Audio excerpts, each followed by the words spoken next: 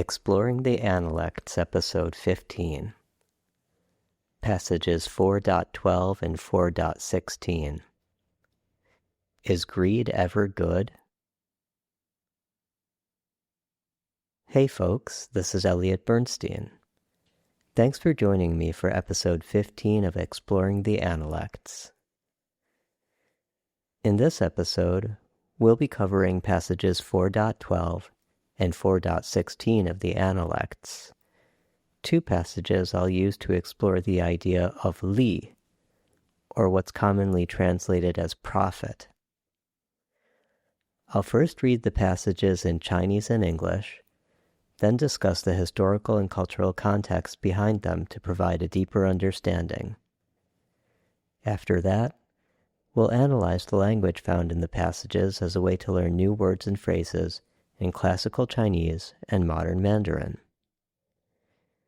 Be sure to follow along with the episode guide on analects.net, where you'll also find all the Chinese characters for the passages and key terms in this episode. And if you have any questions, you can always reach me at elliot@analects.net. All right, then let's get started. This is my informal interpretation of passages 4.12 and 4.16. Remember, it's not a translation, but I wanted to capture something about the spirit of the passage that sticks with you for the rest of the episode. This one's the most famous quote from the main character of the 1987 film Wall Street, Gordon Gekko. I am not a destroyer of companies. I am a liberator of them. The point is, ladies and gentlemen, that greed, for lack of a better word, is good. Greed is right. Greed works. Greed clarifies, cuts through, and captures the essence of the evolutionary spirit. Greed in all of its forms. Greed for life, money, love, knowledge, has marked the upward surge of mankind. And greed, you mark my words, will not only save Teldar Paper, but that other malfunctioning corporation called the USA. Thank you very much. Now I'm going to read the passages in a modern Mandarin pronunciation, followed by translations into English. 4.12 子曰方与利而行多怨 The master said, if you act only according to what gives you the advantage, you will cause great resentment. 4.16 子曰君子喻于义小人喻于利 To the great, appropriateness is wisdom. To the small, gaining advantage is wisdom. Confucius believed great people are not strictly for or against anything. They are for what is appropriate. If you read passages 4.12 and 4.16 to mean that Confucius was adamantly against the idea of profit, then you might think he'd completely disagree with Gordon Gekko. But I'd forgive you for making that mistake. In fact, Confucius advocated for getting rich, given the right circumstances. So who knows, maybe if he and Gordon Gekko had met up in the heyday of the Zhou 3 millennia ago, they would have been best buds. In the last episode, we dug into what the Analects tells us about the economy, markets, and employment 2,500 years ago. One thing we didn't address, and something I consider a bit of an elephant in the room, is a certain common misconception about Confucianism.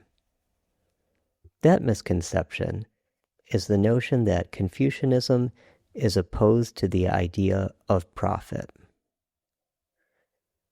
Last episode's passages, 7.12 and 9.13, showed that Confucius wasn't against the idea of making money, and in fact, he encouraged people to do so, given the right circumstances.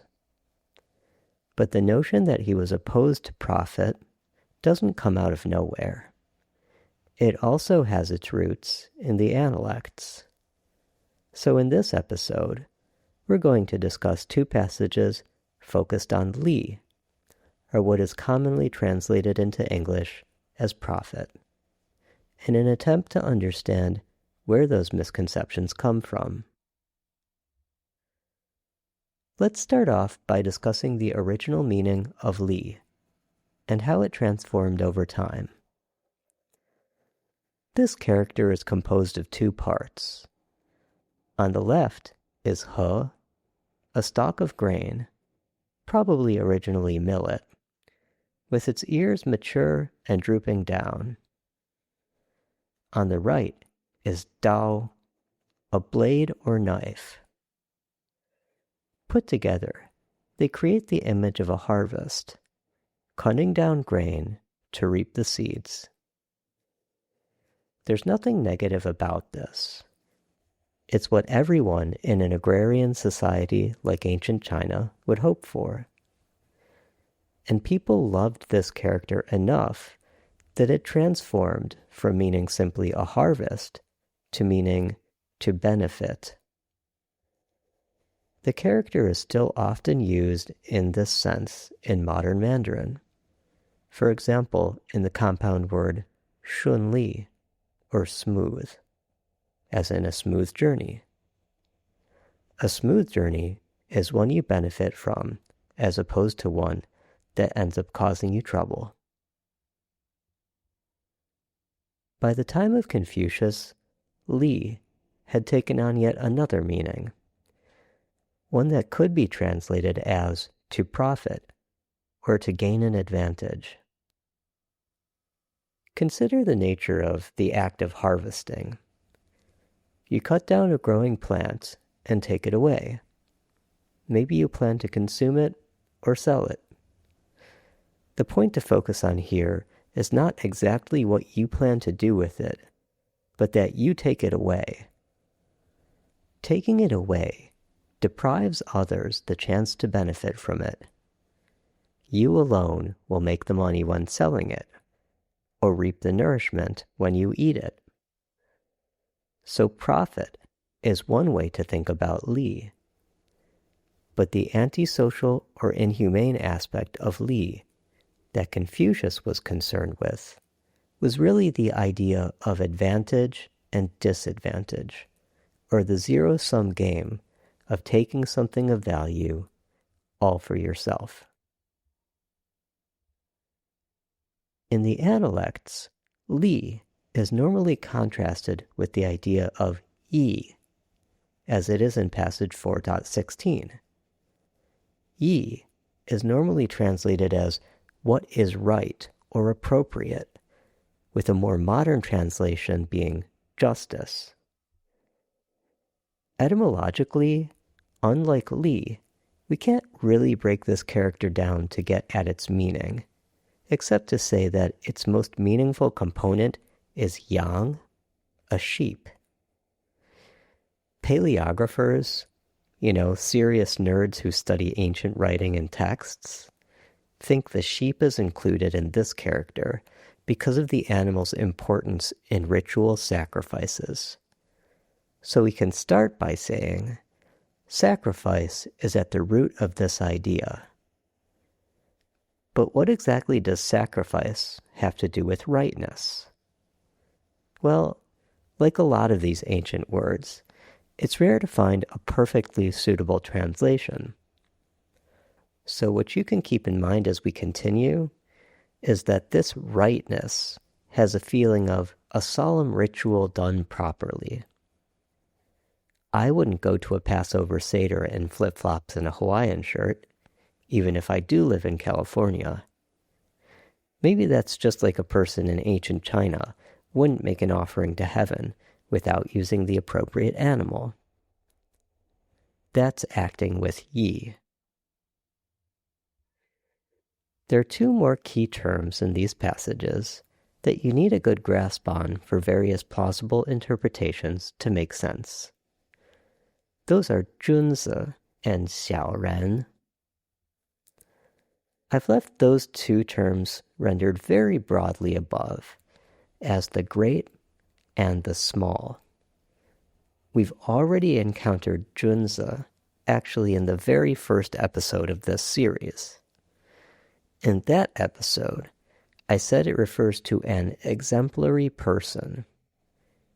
You may recall the term originally meant a noble's son, and Confucius broadened that definition to mean someone whose behavior shows them to be a positive role model, someone who others should emulate in their own values and actions.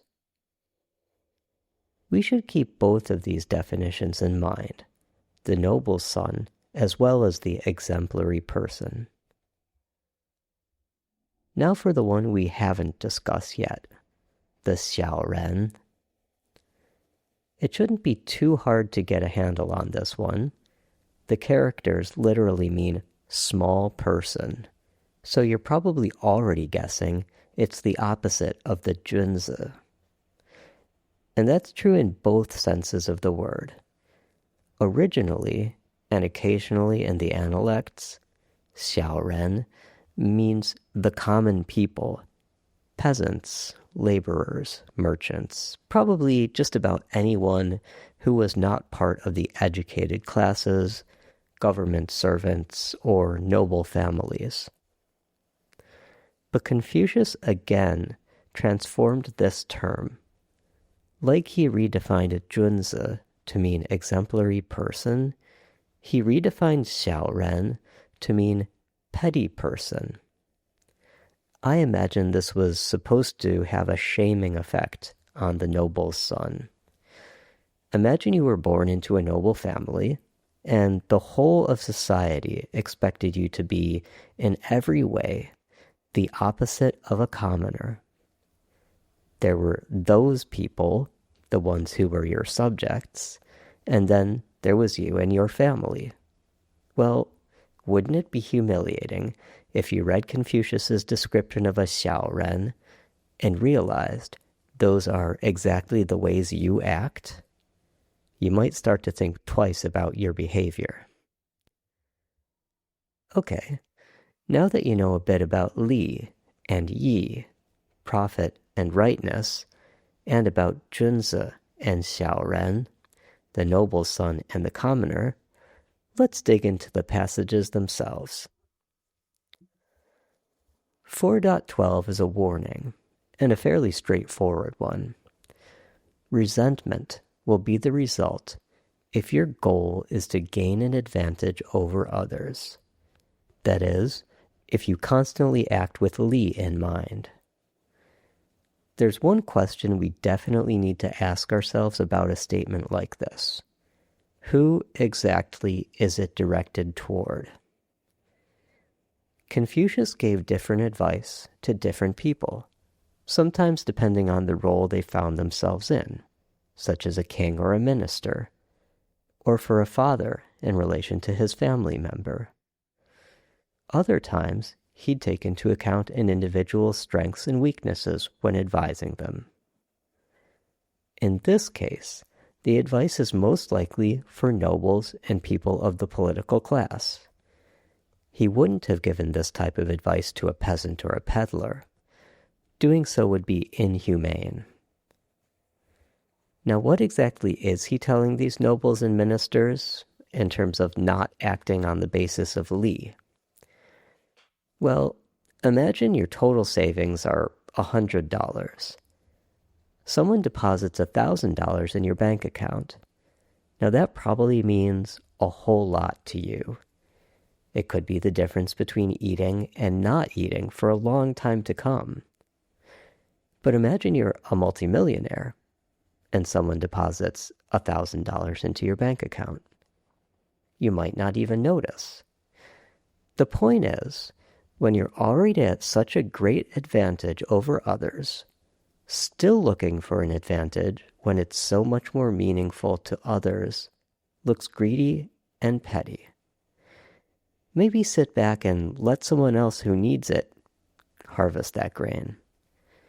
And even if you're not personally rich, if you have the advantage of being associated with a politically powerful family or clan, take a deep breath and remember that safety net you're blessed with and able to fall back on. Passage 6.4 makes this point with a memorable story. Confucius's disciple, Zihua, was wealthy enough to ride a fine horse and dress himself in luxurious furs. Once, while Zihua was away on a trip, someone came to Confucius's home to provide a stipend of grain for Zihua's mother. Confucius suggested a relatively small stipend, but the individual ended up leaving a very large one. Learning what had happened, Confucius remarked, "I have heard that the junzi helps those in need, but does not add to the wealth of the rich." What he meant to say is, if you know someone is already well off, they don't need your generosity. Save that for those having trouble. Now the same logic applies to those who are rich themselves. If you're wealthy, but most of your thoughts and actions are still oriented toward increasing your own wealth, there will be resentment. The final point I'll make about passage 4.12 is that the grammar of this passage doesn't make it fully clear where this resentment will lie. It's natural to assume that causing great resentment means others will resent you. But of course, commentators have thought about this passage every which way, and some believe that resentment will actually grow within the person who acts on the basis of li. The idea is not too far-fetched. You know the song, "Mo money, mo problems." All right, let's move on to passage 4.16. This is where the rubber meets the road in terms of understanding why some people have come to the conclusion that Confucius was against profit. You might have noticed that my translation of 4.16 didn't render junzi as the gentleman or the noble's son, or xiaoren as the petty person or the commoner. Instead, I went with the great and the small. That's because I believe it's totally reasonable to read 4.16 while entertaining the idea that Confucius's comment was actually meant to be read on multiple levels. That's my take. There are two major interpretations. Both are totally reasonable, and they're not only internally consistent, they're actually even complementary to one another in some ways. So leaving these terms broad and open to interpretation is my way of inviting people to consider the possibilities. Anyway, let me stop talking about this and tell you what those two interpretations are. On the one hand, you have the noble's son commoner split. In that interpretation, you'd read the passage as, "To the noble's son, acting appropriately as wisdom. To the commoner, receiving a benefit is wisdom." This statement makes sense considering our discussion of 4.12. If you're already wealthy, or if you've got a great safety net, do you still need to look for additional benefits? And on the flip side, If you're surviving at a subsistence level, isn't it only natural that you'd want to find and use anything beneficial to you and hopefully pull yourself out of that desperate situation? To sum up this interpretation, just like 4.12, Confucius is telling his target audience, the noble son, you're not a peasant, so act appropriately and work with what you've already got. Now let's take a look at what happens if we read 4.16 with the exemplary person, petty person rendering. Here's how it sounds. To the exemplary person, acting appropriately is wisdom. To the petty person, gaining an advantage is wisdom. So this is no longer about class. This is about how to be good. If you're an educated person and you're working to cultivate your own virtue by recognizing and respecting the humanity in others, then your focus should be on doing what is right. The exemplary person, Confucius believes, does what is right regardless of whether or not it costs them materially. If you listen to the last episode, where we discussed passages 7.12 and 9.13, that was exactly the point. Since Confucius felt it was not appropriate to seek wealth, given the circumstances of his time, he refused to debase himself by doing so. Since he was confident in his own beliefs and would only serve a ruler who recognized their value, he refused to sell himself to the highest bidder. The short story is, Confucius personally gave up opportunities to make money and gain power when he felt it was not appropriate to do so. That's the way of the idealized junzi, or the exemplary person. And what about the xiaoren as the opposite of the exemplary person, when we take it to mean petty person? All you have to do is flip these ideas around. The petty person seeks wealth regardless of whether or not it's appropriate. They care little about seeing eye to eye with those they serve, and may do things they know are wrong in order to gain power and influence. They may even consider this type of behavior wise, telling themselves that the ends justify the means. Once they've got what they need, they'll turn around and help others in need. Or they find some other rationale for their behavior. Nobody helped them on their way to success, so what do they owe to anyone else? These ways of thinking disregard what is appropriate and ignore the humanity of others. So there you have it, a glimpse into the Confucian view of Li, however you want to translate it. To sum things up, it's not that making money or gaining influence is wrong. In fact, given the right circumstances, it's practically an imperative.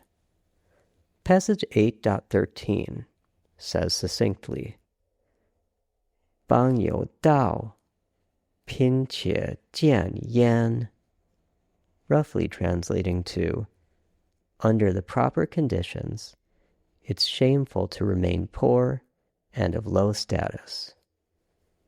But again and again, the analect stresses that gaining wealth and power can't be done at the expense of one's own values and to the detriment of others.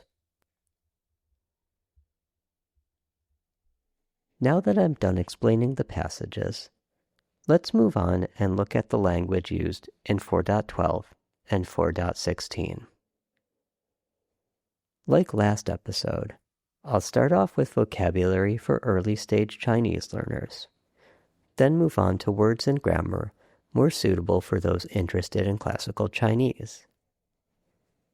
If you want a review of Li, Yi, Junzi, or Xiaoren, hop back to the top of this episode. I also explored Junzi pretty thoroughly in episode 1, so you might want to give that a listen. Beginner vocabulary from 4.12 includes xing, to act, like in the word 行动, action. 多, much, very, or great. The same character is used in 多少, how much, and 怨, resent or take offense, used in the word 抱怨, to complain. From 4.16, the only beginner vocabulary we haven't covered yet is yu, the general prepositional word that often means with, but gets translated many different ways. In fact, you won't find with in either of these translations, even though yu appears in both. That's because in the first phrase, it becomes to, and in the second, I transform yu from something like to grasp the meaning of into see something as wisdom. Now on to the classical Chinese focus. In 4.12, I've rendered 方于利 as according to what gives you the advantage. Most commentaries gloss fang as yi, to rely on or to be based on, or as fang, to copy or imitate. For this reason, some actually read what should be fang in the fourth tone as fang in the third tone. In any case, according to tracks with imitating something or being based on something. I've thrown in an only here as well. Most translations do something along these lines as a way to stress that li is by far the most important basis for these actions, not just one of the many major principles guiding them.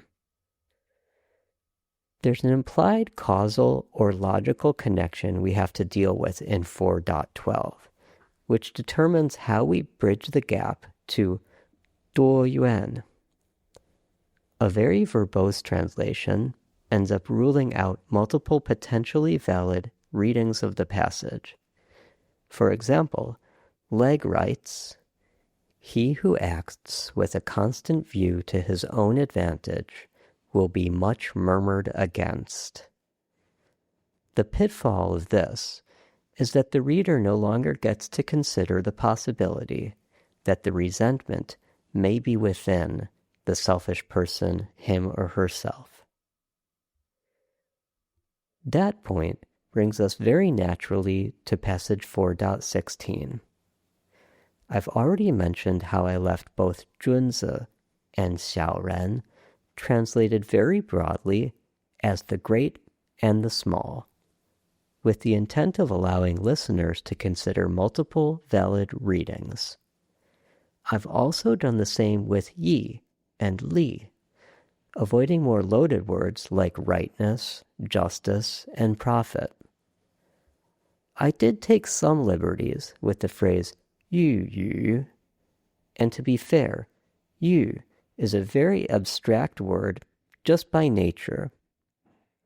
If you want to take the phrase to mean to grasp the meaning of something, or to be clear about something, or to be enlightened regarding something, they all kind of work. Legg renders it to be conversant with. But the picture in my mind is almost like a sieve through which things are passed to distill their meaning.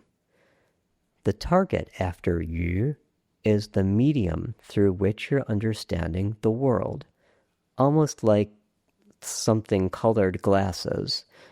But to give it that extra twist of being aware that this is a framework you choose to see the world through, I landed on saying that the given person sees the value in question, whether that's appropriateness or gaining advantage, as a value held by the wise. All right, folks. Thanks for sticking with me. Again, I'm your host, Elliot Bernstein. Next up, we'll be discussing 4.23 and 12.15, two passages focused on learning, self-restraint, and ritual propriety.